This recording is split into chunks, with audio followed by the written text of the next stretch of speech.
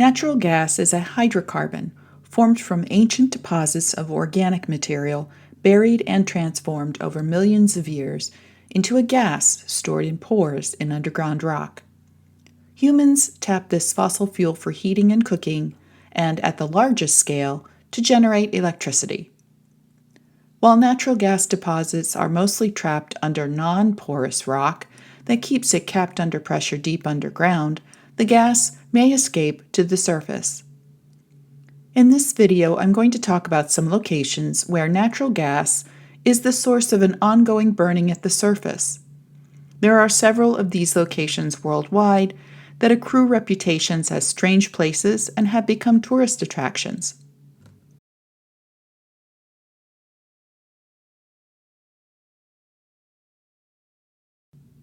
It's a 4-hour trip by jeep from the airport into the desert of Turkmenistan in Central Asia, where a gaping, burning pit exists like a giant gas fireplace in the middle of nowhere.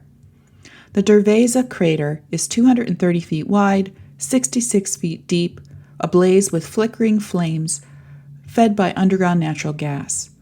For decades, the pit released heat and dangerous fumes, making the surrounding air shimmer and reek of sulfur.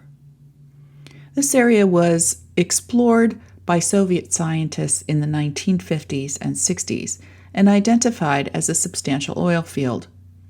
While the formation of this pit is unclear since there are no records of the exploration, the most reasonable story is that a drilling rig collapsed into a hole, creating the crater and releasing large amounts of associated natural gas.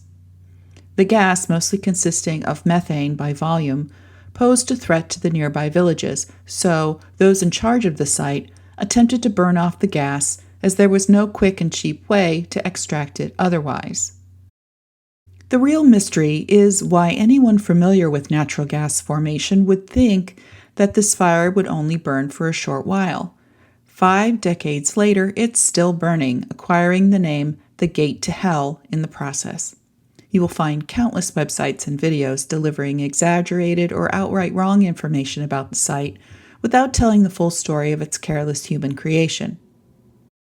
The government of Turkmenistan wanted to fill in the hole and quench the fire, as well as continue gas extraction in this area. But by the 2010s, the Darvaza crater had become an attraction for very adventurous travelers wanting to see the burning pit, even though breathing the emissions around the crater for too long will make you sick. Recently, as part of an effort to reduce methane emissions, Turkmenistan aimed to finally do something about the crater. In an article from the Turkmenistan government in early June 2025, government representatives of the Natural Gas Research Institute announced that they have been able to drastically reduce the source of fuel for the crater. Old extraction wells were put back into commission in this gas field, and new high-flow wells were drilled near the Darvaza crater to safely tap the gas reservoir. This quickly resulted in a significant decrease in gas emitted from the crater.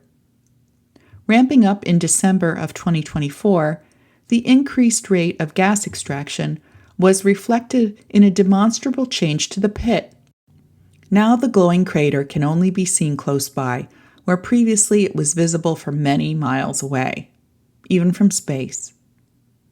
Independent satellite data tracking the combustion and emission of methane from the crater over many years showed a 3-fold reduction of the intensity. Therefore, the fiery Darvaza Gate of Hell will likely continue to diminish and will eventually be extinguished.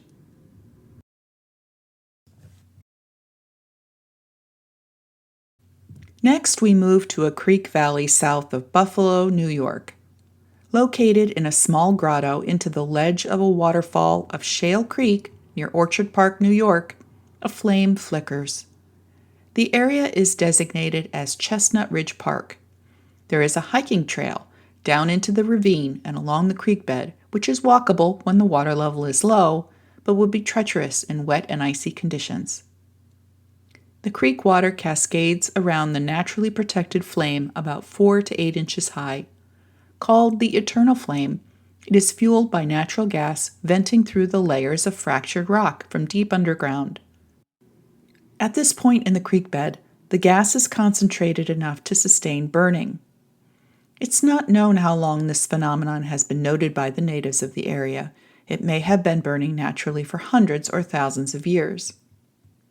Unlike other natural gas seeps that originated due to the source tapped by drilling, the eternal flame exists in a pristine area that has not been locally mined. Another flaming gas seep in Clarington, Pennsylvania, is bigger than the New York phenomenon but less well known. Testing results published in 2012 suggested the Clarington flame was fed by an unplugged historic gas well. It's not naturally occurring. The Clarington and Chestnut Ridge flames appear to be the largest seeps supporting open flames currently existing in Appalachia. A 2012 paper by Etiope et al. Contains test results from these two flames.